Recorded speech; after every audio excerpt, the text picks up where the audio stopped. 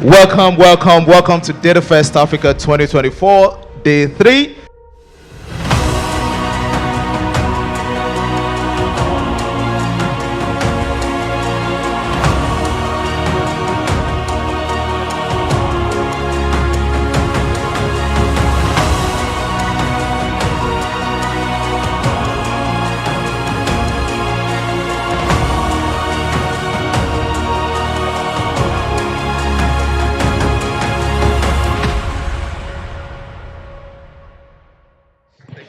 Thank you. I don't know the fight between data analysts and data scientists. What's the difference? 5 years ago, there was no data science role. Everybody was a data analyst. They found a sexy word and they replaced it. And you think they're different. You are the same. I'm going to have to disappoint that guy that said that data science become insignificant. Everybody, data analysts, data scientists, all of you will become insignificant anyway. But that's not what I'm here to talk about for now. When I come back the second time, I'll tell you all about that. Right. I am Adetokunbo Ajibola. I'm the CEO and founder of Berkeley Data Strategist. I'm a ex-chief data officer. I was a chief data officer at the Saudi Data and Artificial Intelligence Authority. After having spent many years within the banking and investment sector within the UK, I worked also for pharmaceutical companies, government. Then I took the CDO role in Saudi Arabia just to test whether I really had the knowledge. But you know, if you don't have that kind of skill and you dare board a plane from London Heathrow to Riyadh, you take Saudi money, if you don't know what you told them, you know, when they gave you the job, you definitely won't go back to where you come from with your fingers. But I came back with mine. I'm here. I have 10 fingers. That means that I have the audacity to talk about what I speak about. So here, now, everybody has been talking about AI. Everybody wants AI. But do you have what AI wants? Now, I'm not going to talk about that at this point as well. I'm very controversial. I like to spread my thoughts very, very broad. So when I was contacted by Abu to come and speak, he said everything that they were doing here would be about AI. I said, no, I don't want to talk about AI. I want to talk about cloud. Cloud, you know. For me, I think there are two use cases that people in the world who are working in data should be looking at now, especially in the days that we live in. It's not all AI. AI is good, but cloud, for me, is even more important for so many reasons. So I chose to speak about cloud data management. I'll take you through again, it might be boring because it seems like everybody's analyst. But I like to talk at the strategic level to give you the big picture, especially since I have only about 15 minutes. I think I've used already 3 minutes. So I'm going to take it from the strategic level. I'm going to give you the pillars of what needs to be in place when an organization wants to put their data in the cloud. Of course, looking at the governance side, because that's where my bread and butter is. Right. Can we go to the next slide, please?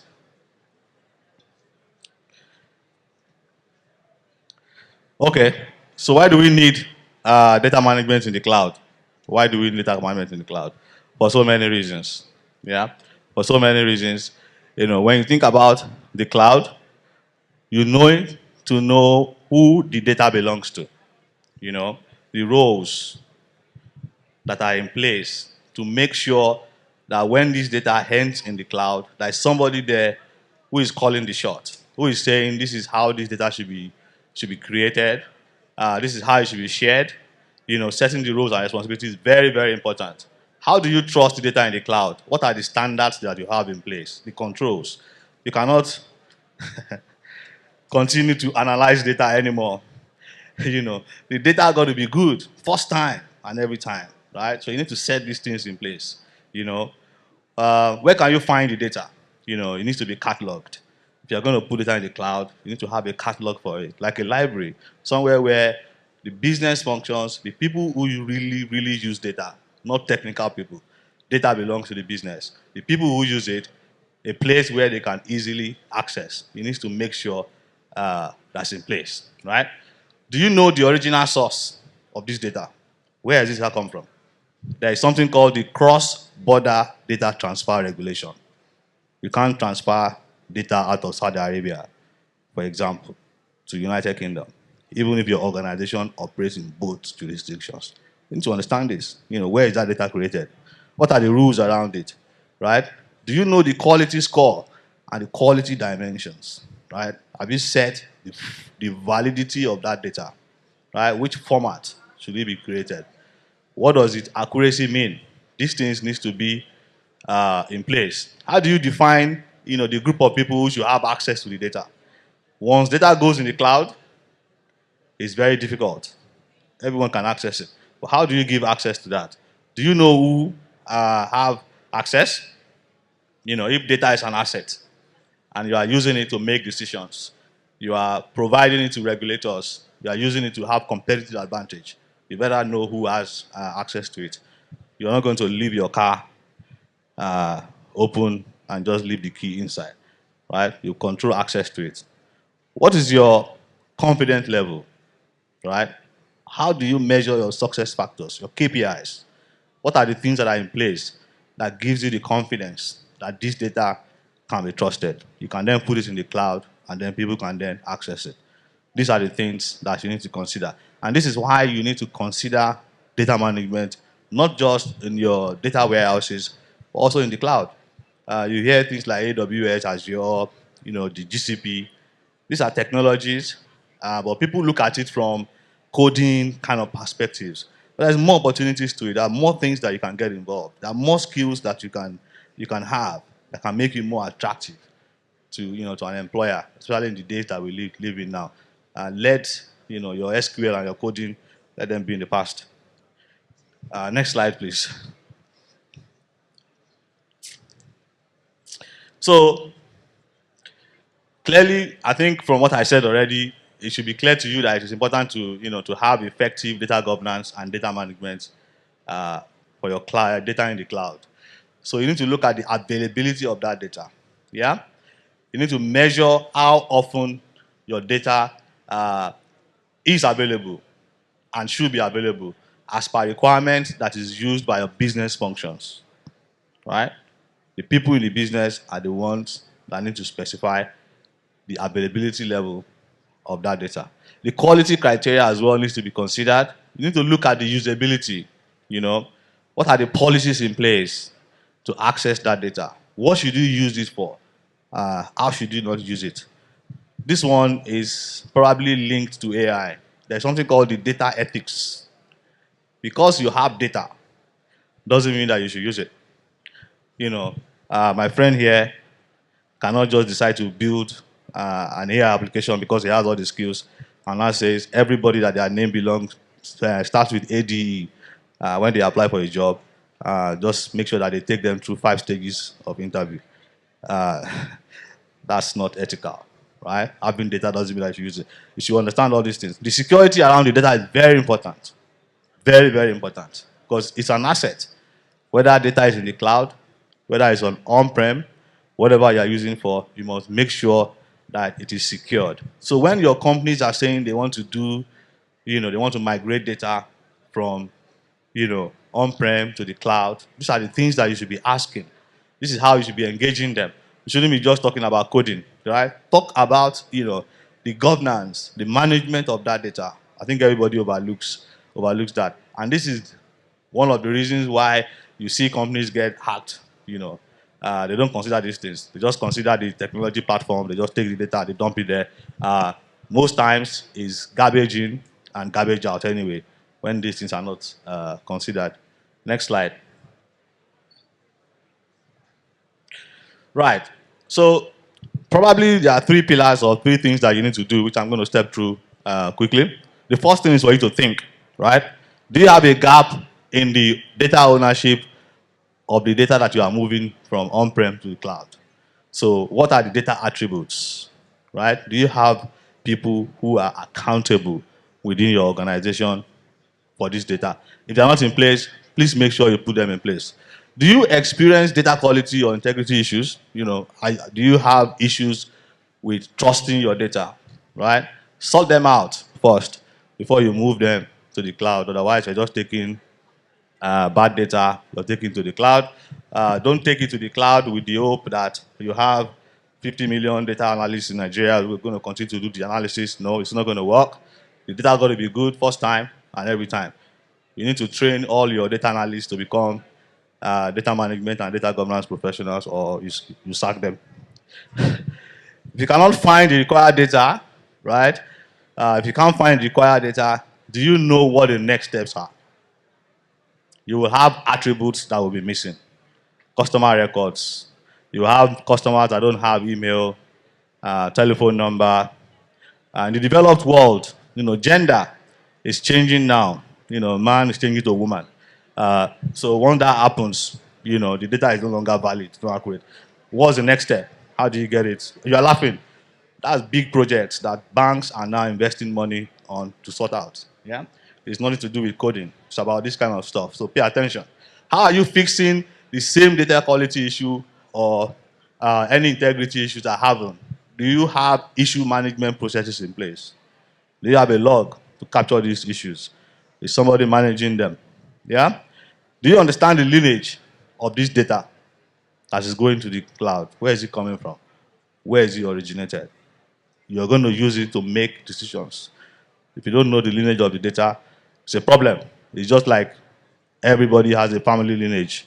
If you want to share your great-grandfather's land, I'm sure everybody will ask, who's your father, who's your father's father's father's father. So you make sure that whether they are entitled to that land or not. And it doesn't matter whether the data is on-prem or is in the cloud. This should be done. Are you able to do your everyday work, right? Make sure that you have KPIs that are measuring to make sure, to ensure that you're able to report on this data, even when it goes to the cloud. You need to set these things in place. Do you own or generate processes? Are there any personal identifiable information in these data sets that you have in the cloud? Thankfully, the Nigerian government has brought the NDPR, the Nigerian Data Privacy Regulation. Somebody changed G to N, but it's good. But are you complying with it? Do you know what it means? What is personal data, right? And are you treating it as such? Next slide. So that's your think. When you're doing this migration project, these are the things that you need to think about. Then you need to learn, right? After you've done the first thinking. The data you use in the cloud platforms should have minimum criteria. It should have minimum standard that it conforms to. What are the minimum metadata attributes that you should capture? Metadata is data about data. Data about data. So if you are migrating customer records, what are the minimum attributes that your customers need to have? The name, the address, the phone number. You need to think about the business that you do. That will help you to define the metadata that you need for your own organization. It's not a one-size-fits-all. A telecommunications company gathering customer records is different from a banking organization collecting metadata because you do two different things. Yeah? Two different things. Data quality requirements should be defined. What is good enough? What does fit for purpose mean? What is the format that this metadata needs to be? Do we need to take telephone numbers starting with +234? Or do we just start with just the phone number? Do we want iPhone within the numbers? Those kind of stuff. You need to define it. There's a huge pandemic in Nigeria at the moment with NIN, and Nigerians abroad renewing their passports because somebody decided to say we need a NIN after BVN. There's already one unique identifier. Why create another one? That's a different story. But the standard was not set for what was good enough. So the NIN form does not allow you to have three names. You can't have first name, middle name, another name, and your surname. It only allows for two names. So first name, middle name, and your surname. People like me, I have so many names. So on my passport, I have 3 names with my surname, which is 4. My NIN only allowed 2. I've not been able to renew my Nigerian passport for 4 years. You will wonder how I entered the country. You're allowed to use your expired passport. Right. Danger. So that's why, think about it, of course, sounds like a joke, but there's a big, big, big, big danger there. And when you think about big organizations like banks having these kind of issues, right? Data ownership and stewardship should be defined.